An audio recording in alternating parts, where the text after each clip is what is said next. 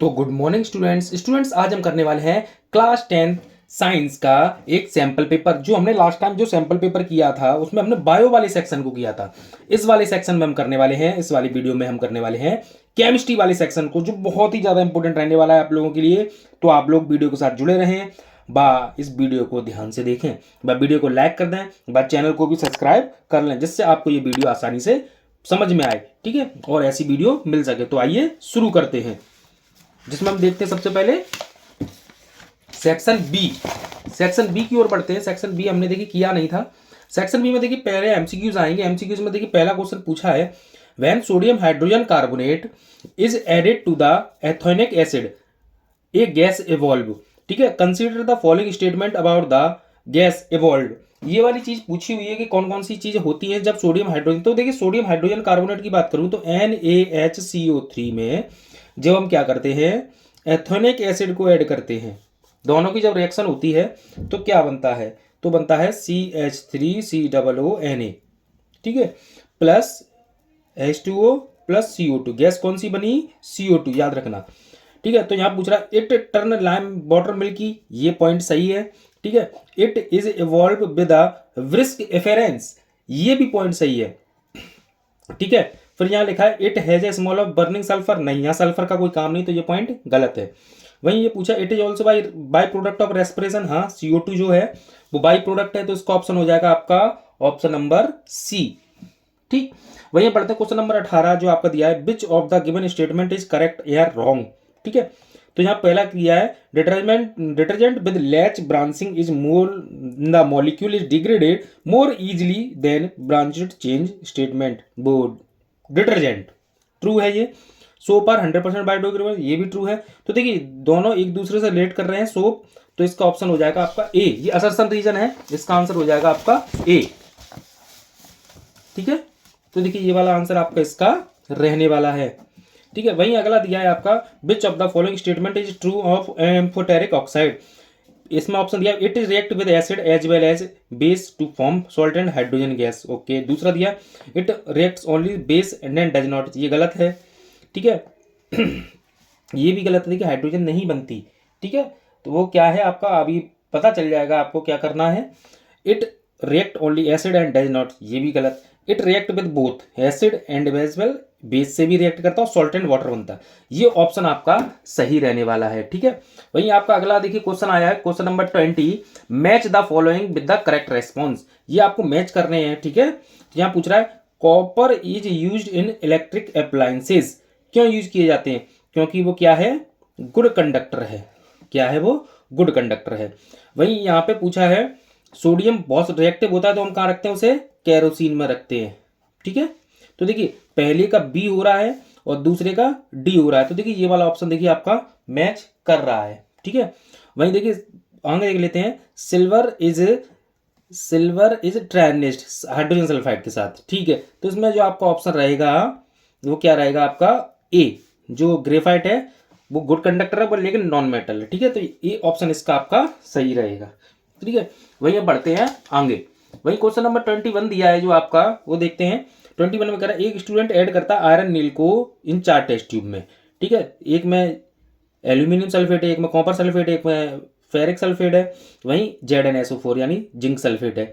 तो कह रहा है कि एक रेडिश ब्राउन कोटिंग आ जाती है कब, तो देखिए जब वो किस में, एल्यूमिनियम सल्फेट वाले में, आयरन वाले में, जिंक वाले में, या कॉपर सल्फेट। तो मैं बता दूं देखिए जब आयरन जो होती है वो एल्यूमिनियम सल्फेट के साथ कोई भी रिएक्शन नहीं करता, जिंक के साथ कोई भी रिएक्शन नहीं करता, और सेम आयरन सल्फेट के साथ कोई भी रिएक्शन नहीं करता, वो करता है किसको, कॉपर सल्फेट के साथ रिएक्शन करता है। तो इसका आंसर रहेगा आपका डी। वहीं आगे पूछ रहा है the number of cell required to write the electronic configuration, potassium का इलेक्ट्रॉनिक कॉन्फ़िगरेशन पूछ रहा है कितने तक जाएगा। तो देखिए 19 का जब हम करते हैं इलेक्ट्रॉनिक कॉन्फ़िगरेशन तो 2 8 8 1 कितने तक है, 1 2 3 4, तो इसका ऑप्शन रहेगा सी 4। नंबर 23 में पूछ रहा है if 10 ml H2SO4 is mixed with 10 ml MgOH का whole twice of the same concentration, the resultant solution will give the following colour with universal indicator. तो देखिए जब ये और ये, देखिए ये क्या है एसिड, ये क्या है बेस, जब दोनों को मिलाया जाएगा सेम कंसंट्रेशन में तो रिजल्टेंट सॉल्यूशन जो होगा वो क्या होगा, यूनिवर्सल इंडिकेटर का, ये पूछ रहा है आपसे, ठीक है।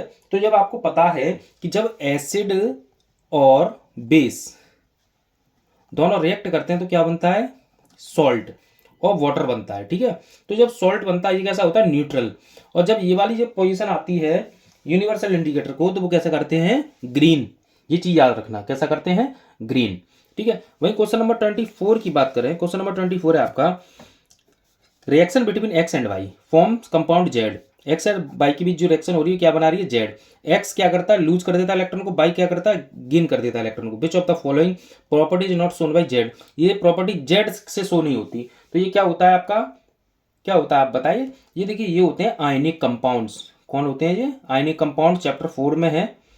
ठीक है, आयनिक कंपाउंड्स होते हैं, इनकी अभी property has high melting point होते हैं, अकर एज सॉलिड सही है, लो मेल्टिंग। तो इसका जो ऑप्शन है आपका वो रहेगा आपका बी, ये जो है ये प्रॉपर्टी शो नहीं की जाती। ठीक है, वहीं क्वेश्चन नंबर 25 की बात करूं तो यहाँ पूछा है solution x turn universal indicator blue से पर्पल कर देता है, वहीं जो बाई है यूनिवर्सल इंडिकेटर ऑरेंज से रेड कर देता है। ठीक है, इसके आप देखते हैं कौन से आंसर क्वेश्चन हैं। और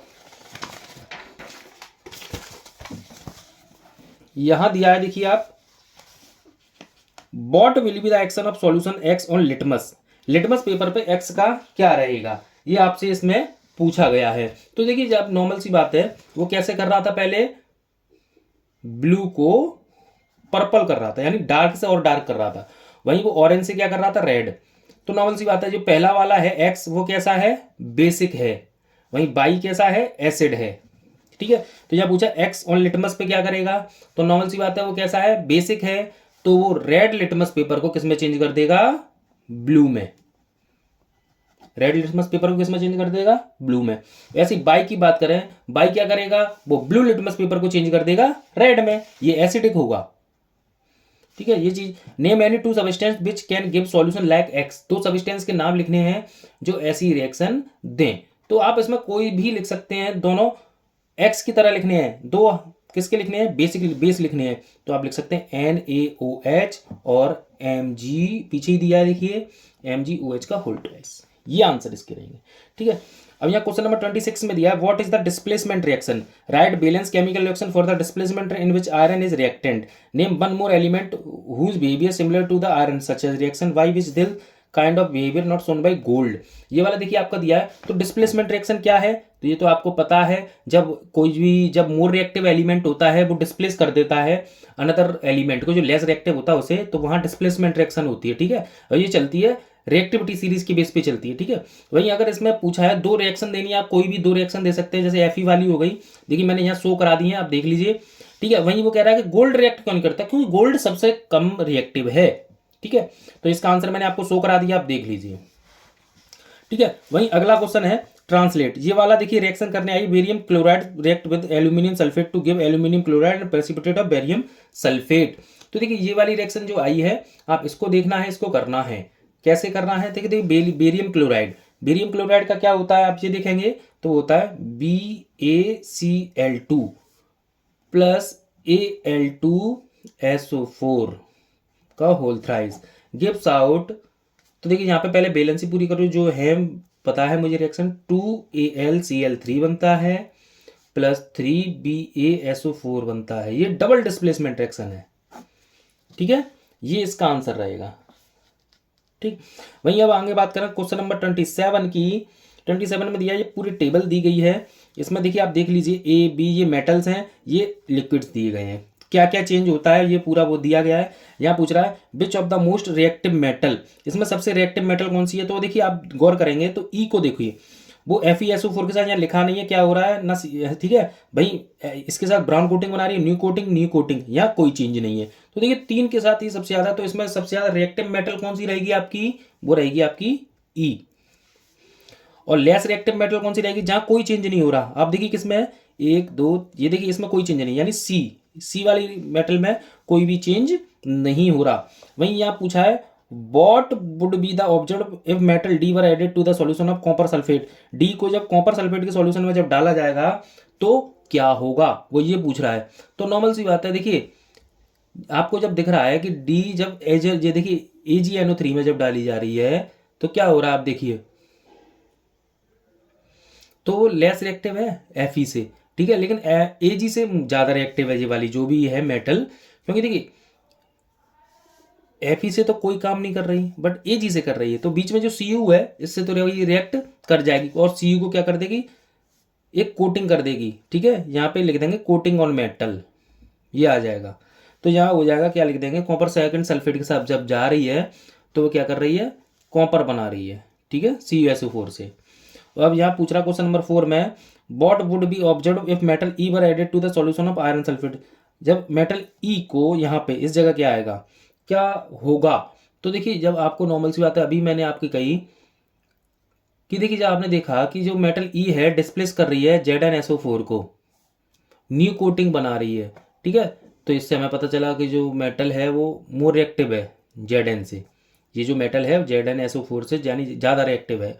तो इससे हम देखिए पता करेंगे तो क्या होगा कि जिंक से बिलो रिएक्टिव सीरीज में क्या होगा, आयरन है। ठीक है, तो ऐसे हम जब देखेंगे तो क्या करेंगे, ई डिस्प्लेस Fe फ्रॉम FeSO4 से। ठीक है, तो इसका आंसर आपका क्या रहेगा यहाँ पे, what would be observe if E were added to the iron. तो वो क्या कर देगी, डिस्प्लेस कर देगी Fe को, Fe डिस्प्लेस हो जाएगा यहाँ पे। ठीक है, याद रखना, ये आंसर इसका। वहीं क्वेश्चन नंबर 5 में पूछ रहा है, arrange the metal ABCD decreasing order में रखना है। तो सबसे ज़्यादा इसमें है E, देन है देखिए B में 1, 2 और 3 के साथ रिएक्ट हो रहा है, B है। देन है आपका D, देखिए 1, 2 के साथ ही हो रहा है। देन है आपका A, देन है आपका C। ये आपका करेक्ट ऑर्डर है। ठीक है, वहीं क्वेश्चन नंबर 28 पे बढ़ते हैं। ये देखिए केस स्टडी आई हुई है, ये काफ़ी ज़्यादा इंपॉर्टेंट है, चैप्टर 4 से ही आई हूँ हाइड्रोकार्बन वाले से। तो देखिए, एक हाइड्रोकार्बन है, मॉलिक्यूलर फॉर्मूला C10H22, एक हाइड्रोकार्बन Q दूसरा है, 2 कार्बन एटम उसमें कम है, belong to the same homologous series से। तो नॉर्मल सी बात है, होमोलोगस सीरीज में किसका फर्क होता है, सिंगल बॉन्ड CH2 का, ये चीज़ याद रखना। ठीक है, a hydrocarbon R 2 carbon atom more than P and belong to the same homologous. ठीक है, यहाँ पूछ रहा है what is the molecular formula Q का फॉर्मूला पूछ रहा है। ठीक है, तो यहाँ पे कह रहा है कि 2 कार्बन कम है, तो नॉर्मल सी बात है, एक पे ये हो रहा है तो 2 पे 4 हाइड्रोजन कम हो जाएंगे, तो यहाँ हो जाएगा C8H18, ये हो जाएगा। IUPAC नाम उसका हो जाएगा ऑक्टेन। दूसरा पूछा, to which homologous series two compound PQR belong to. तो ये सब कौन है, ये सब है एल्केन, ये सब कौन है, एल्केन।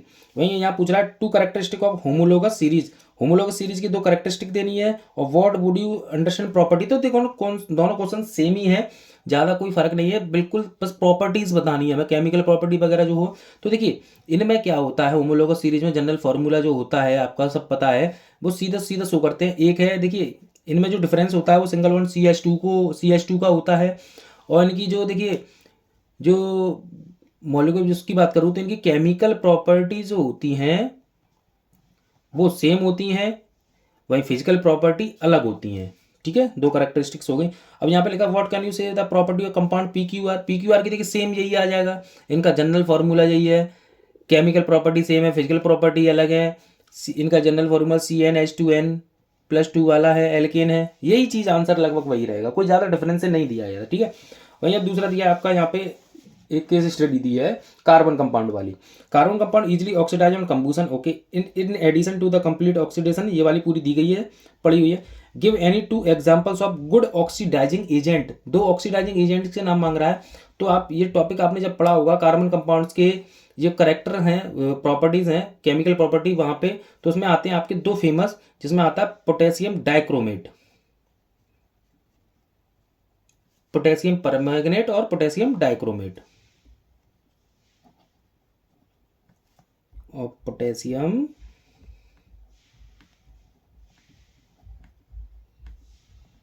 डाइक्रोमेट, ये 2 आते हैं।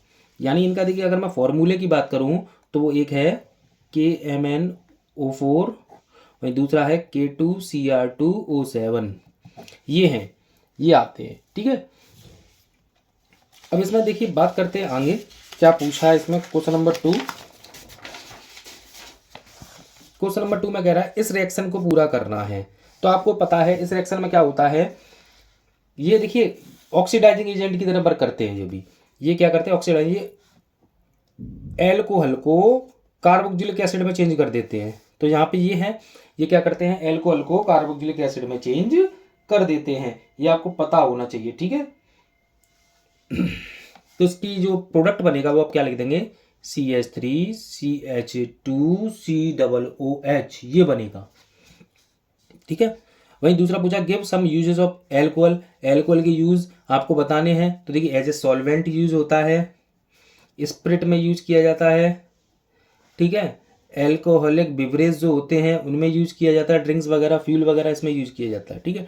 वाई एसिफाइडिंग डाइक्रोमेट, ये क्यों ऑक्सीडाइजिंग एजेंट है, तो ये देखिए इसका भी आंसर मैंने अभी आपको बताया जस्ट कि कैसे कैसे है भैया ऑक्सीडाइजिंग एजेंट। तो देखिए ये क्या करता है, जो पोटेशियम डाइक्रोमेट होता है ये क्या करता है, ये ऑक्सीजन को जोड़ता है, O2 को क्या करता है, जोड़ता है, या हाइड्रोजन को घटाता है। तो क्यों देखिए, क्योंकि देखिए ये क्या कर रहा है, एल्कोहल से कार्बोक्सिलिक एसिड बना रहा है COOH वाला, ठीक है। देखिए ऑक्सीजन ऐड हो रही है, तो ये क्या है, ऑक्सीडाइजिंग एजेंट है, बहुत अच्छा, ठीक है। ये एल्कोहल को किसमें चेंज कर देता है, एथोनिक एसिड में, या मैं बात करूँ कार्बोक्सिलिक एसिड में, ठीक है। तो इसका आंसर मैंने शो कर दिया, आप देख लीजिए।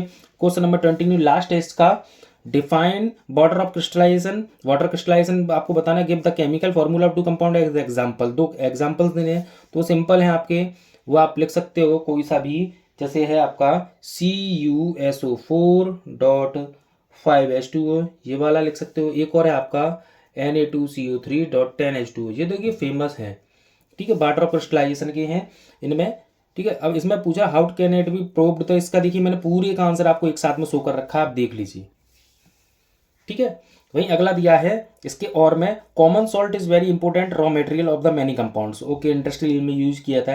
Explain give it chemical equation देनी है पूरा। देखिए वॉशिंग सोडा से, वॉशिंग सोडा कैसे बनाया जाता है, किससे, नमक से, NaCl से, या सोडियम क्लोराइड से बोल सकता हूँ, पूरी आपको देनी है, उसके 4 यूजेस देने हैं।